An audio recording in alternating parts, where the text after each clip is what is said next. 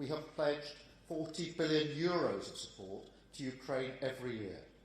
We've established a new body to coordinate that support, agreed to ramp up industrial production, and confirmed Ukraine's irreversible path to full NATO membership. As I told President Zelensky today, NATO will be stronger with Ukraine as a member. And because of the generational threat from Russia, that demands a generational response. So we will increase NATO's focus on future threats around the world, with Britain playing its full role. We will continue to put our armed forces at NATO's disposal, maintain our presence in Estonia and Poland, lead the land arm of the Allied Response Force this year, and maintain and modernise our nuclear deterrent. Today, this alliance is stronger than ever. 23 members are now spending 2% of their GDP on defence. But in light of the grave threats to our security, we must go further. So we will conduct a strategic defence review to strengthen our armed forces and protect our national security. And we will set out a clear path to spending 2.5% of our GDP on defence. And I say with candour to all our allies, we must understand that this is now essential. This is a defensive alliance. We do not seek conflict. But we know that the best way to avoid it is to prepare for it and to lead. Britain belongs on the world stage. So I am determined to reset our relationship with Europe, return to leadership on climate change, and engage more deeply with the global south. Because whether the challenges we face are military, or global challenges like climate change, cyber and energy security, we will meet them head on, stand shoulder to shoulder with our friends and allies, because history shows we are stronger when we do so. Now, this morning I laid a wreath at the tomb of the unnamed soldier at Arlington Cemetery. It was an incredibly moving moment, just being there and seeing the very, very many graves. And that wreath laying was to honour the sacrifice made by so many Americans, side by side with British troops, in defence of our freedom. It is a reminder of our unbreakable bond with the United States, a bond which I reaffirmed here with President Biden, and a reminder that we must honour the service and sacrifice of our veterans with the decisions that we take today. So we meet this moment with a new resolve, determined to renew Britain's place on the world stage, proud of what we have to offer, confident not just in the value of our strength, but in the strength of our values. Britain was at the heart of creating NATO 75 years ago, and our commitment remains unshakable, the foundation of our security and prosperity for many years to come. Thank you very much. I'll now take a number of questions. I'm going to start, Chris Mason, with you, BBC. Thank you, Prime Minister. Chris Mason, BBC News.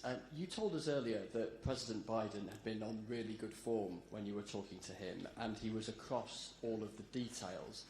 Tonight, he has confused President Zelensky with President Putin, of all people. He isn't really across the details, is it? Is he? Is it not reasonable that some might feel anxious, some might feel scared that the President of the United States could make a mistake like this? Well, I would urge everyone to look at the substance of what's been achieved over these 2 days. We have a bigger NATO, more countries. We have a stronger NATO. We have a real sense of resolve. And the third of the sessions, the council sessions, was a session with President Zelensky there in relation to Ukraine. It was a session that he described as a success because of the package coming out of it. And President Biden led through all of that. That is an incredible achievement of this Council, and when we think of the global threats, that is the best possible outcome we could have had today. And so I think he deserves credit for that, as does the team that have worked with him. We close this Council with renewed confidence and resolve to meet the challenge of Russian aggression. That is the outcome that we all hoped we would get to, and President Biden led us through that. Thank you, Chris. I will go now to Anushka, please. Thank you, Prime Minister. Anushka Kristan at ITV News. Prime Minister, the calls for President Biden not to run again are going to intensify tonight, and all of that is detracting from the very important challenges you just set out. Would you urge his critics to hold back? And just on a personal level, were you mortified? Well, look, what I said to Chris stands. We came here for 2 days of the Council to achieve a particular purpose, which was to celebrate 75 years of NATO, but recognise that looking backwards is all very well, but we've got to face the challenges of today, and it falls to us to do the hard yards, to identify those threats, in particular Russian aggression, but that wasn't the only threat that was identified and talked about, and to come away with, on Ukraine, President Zelensky calling it a success. And President Biden led through that, led into that in the preparation, and I do think he deserves credit for that, because in the end, that is the single most important thing coming out of this Council. Thank you. I've got Beth. Sky. Thank you, Prime Minister. Beth Rigby, Sky News. In the UK election, you didn't much like to remind voters that you were a leading proponent of a second referendum. But here in NATO, is your Remainer status a benefit with fellow EU leaders who didn't much like Brexit? And if I may, when I asked you earlier if criticism of President Biden's cognitive ability was misjudged, you told me yes.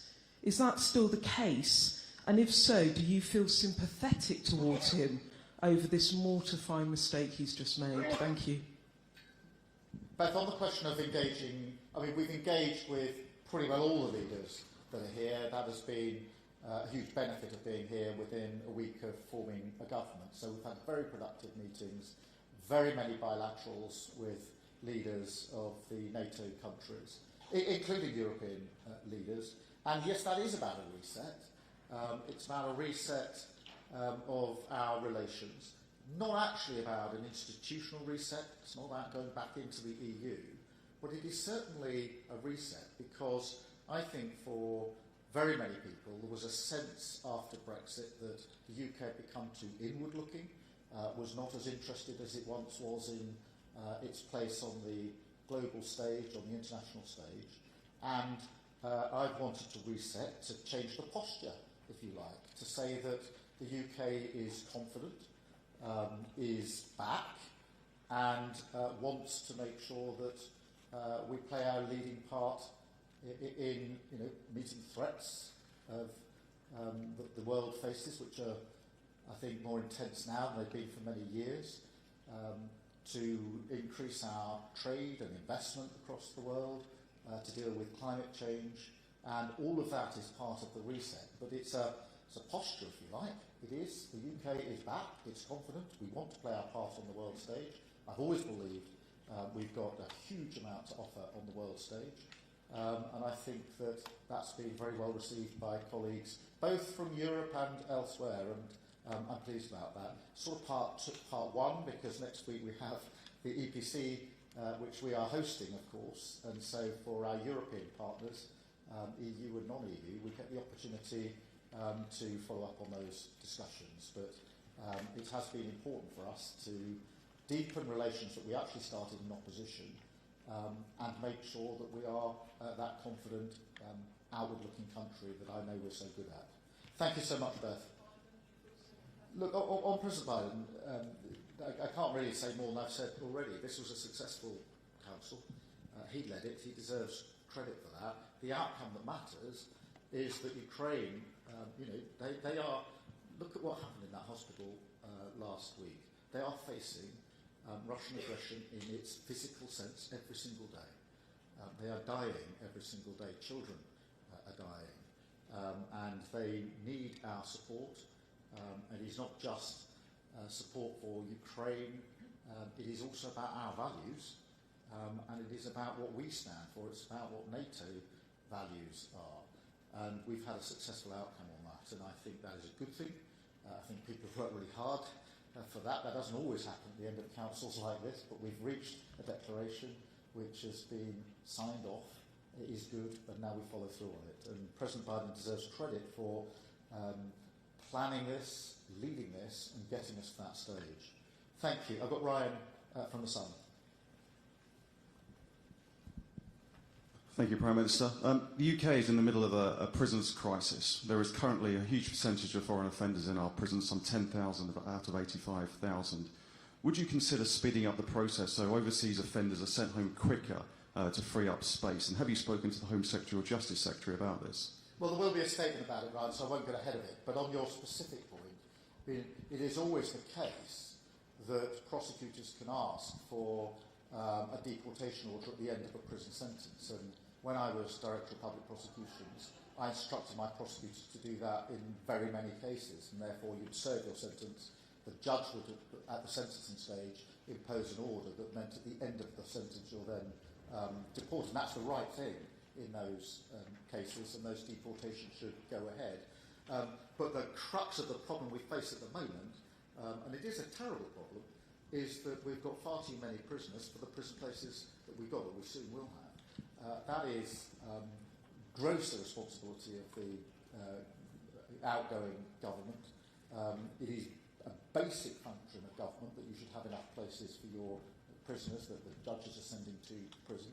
And for that to have failed, I think tells you something material about the last government. Now, we have to pick this up and we have to fix it. I can't build a prison in the first 7 days of a Labour government. We will have to have a long-term answer to this. We'll put out a statement on this as soon as we can with all the details. But I hope you can sense from my voice just how frustrated I am to have discovered, not this, but we knew there was going to be a problem, but the scale of the problem is worse than we thought, and the nature of the problem is pretty unforgivable in my book, having worked in criminal justice, to have allowed your criminal justice system to get to a state where you simply haven't got the prison places for prisoners. This is a predictable problem. Is shocking, and I think that when further details are released of this, you'll have plenty of extra questions for those that came before us. Thank you very much, Brian. I think we go to Hugo now. Thank you, Prime Minister. Hugo Jai from the iPaper. One of the talking points of all international gatherings these days is the opportunity and threat of AI. Can you tell us if you plan to maintain or to change the approach taken by the last British government? And briefly, if I may, the great English cricketer James Anderson is in the middle of his last game. Will you be sad to see him go? Oh, on the second part, absolutely. I mean, what a legend. Even now, a brilliant sportsman as he plays out those last few, or the last game. I don't think there's going to be any dissenting voices in saying what an incredible player, what an incredible sportsman he was.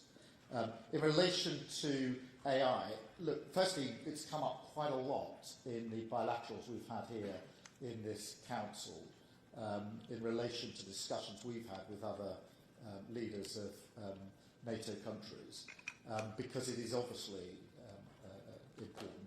I think the posture or basic approach here matters because AI is a great opportunity and, of course, carries some risk and threat with it. And the first question is, which of those do you sort of lean towards? I lean towards the opportunity. I think this could be a real game changer, particularly when it comes to healthcare. But it needs to be within a regulated framework. I actually thought, to be fair, that Rishi Sunak, I think it was last autumn, when he was convening a conference on this to talk about a framework, was in the right space.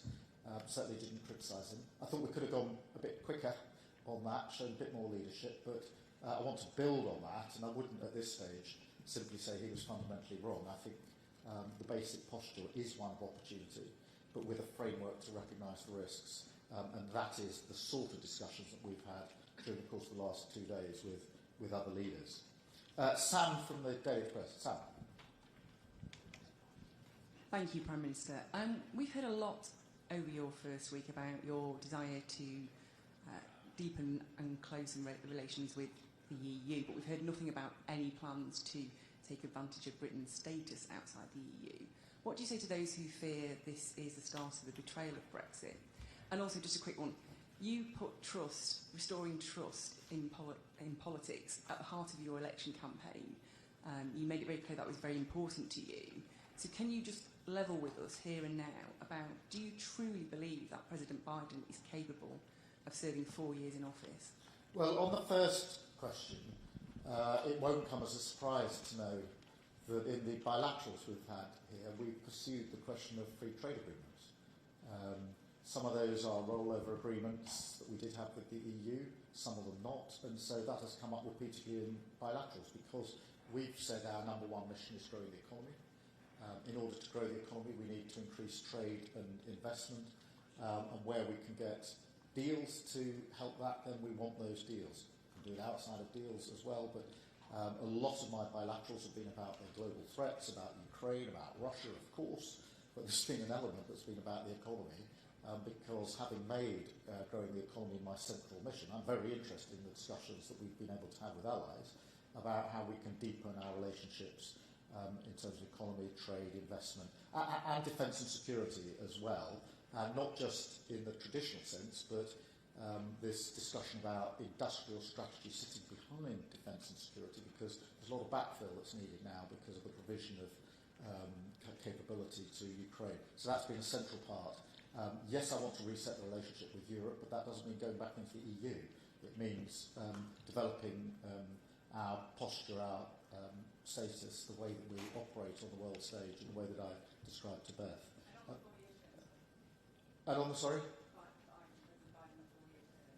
Well, look, I was with him last night. We spent most of the best part of an hour together, covering a lot of ground. We've been through 2 days of this council, come to a very good outcome. He's led through all of that, spoken in every session, pulled people together, and we got a good outcome, and I think you should be given credit for that. Thank you, Sam. Lucy, of the FD, Lucy Fisher. Thank you, Prime Minister. On the way out to the summit, you talked about trying to use this as an opportunity to hold talks with your European counterparts, specifically on closer UK-EU relations on security. Could you give us a bit of an update on how those talks on that subject have gone and what you're hoping to achieve on this next week at the EPC, specifically on a new UK-EU formal pact on security? Thank you. Yeah, well, thank you for raising that. We have discussed that here. I do think that we can do more work with our EU partners when it comes to security. I think that's good for us and good for them. And at the moment, there is no formal way of doing that. That doesn't mean there's no cooperation. Of course it doesn't, but there's no formal mechanism.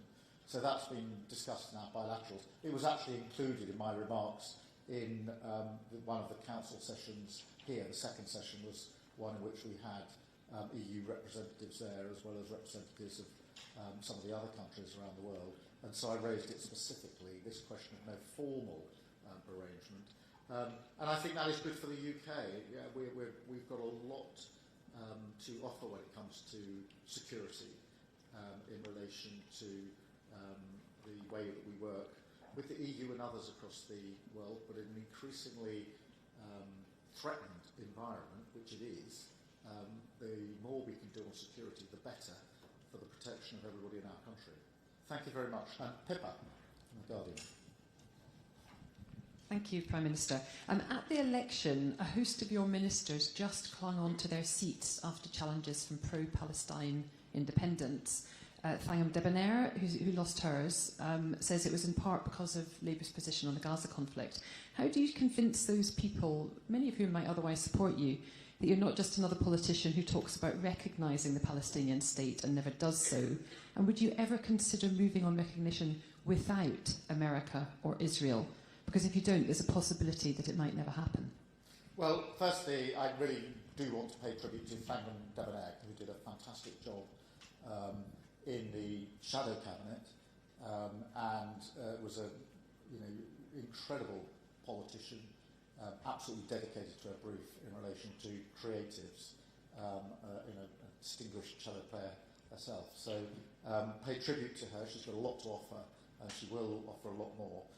And I recognise that in a number of seats, the margins were reduced in her case for a variety of reasons, to be fair, in terms of the particular challenge that she was facing.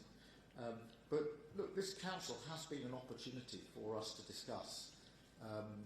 It came up again in the council, but came up in bilaterals, what our position is in relation to the Middle East, because now we are in office, it is our solemn duty to play our full part in resolving the conflict, which has to end. There must be a ceasefire. That has to allow the hostages to be released. And I do shudder to think what state they're going to be in. It desperately is needed for humanitarian aid to get in. There's a catastrophic situation on the ground, and when that aid is needed. But it needs to be a foot in the door for a political process towards a two-stage solution, a viable Palestinian state alongside a safe and secure Israel. We don't have either of those at the moment. That is the process that we all should work on. We've been discussing it with colleagues here in bilaterals and recognising Palestine as part of that process. And part of that process is important rather than at the end of the process, because this is not a process. This is a right that the Palestinian people have. It's not in the gift of anyone. And so far as our policy is concerned, I'll determine our policy, not following anyone else. Thank you.